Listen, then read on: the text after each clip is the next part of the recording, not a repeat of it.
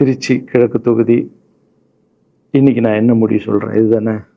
நான் திருச்சி கிழக்கில் நிற்கணும்னா நான் முதல்ல அரசியலுக்கு வரணும். நான் அரசியலுக்கு வரேனா இல்லையான்றதை சொல்கிறேன். அரசியல் எப்படி என் வாழ்க்கையில் வந்ததுன்னு சொல்கிறேன்.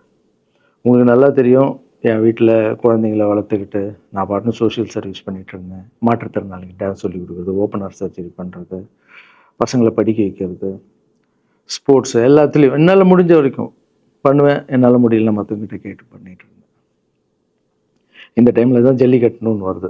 ஒரு சில விஷயம்லாம் ஃபாஸ்ட்டாக சொல்லிடுறேன், உங்களுக்கு தெரிஞ்ச விஷயந்தான்.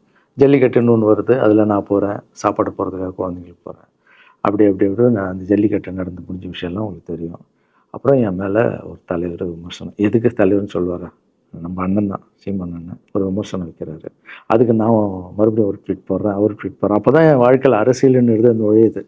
நம்ம சாப்பாடு போகிறதுக்கு போகணும், இது என்னடா இவ்வளோ பெருசாக இருக்குது, அந்த ஜல்லிக்கட்டு தான் எனக்கு அரசியலில் உள்ள நுழைஞ்சது, என்னடா இவ்வளோ பெருசாக இருக்குது அப்படின்னு.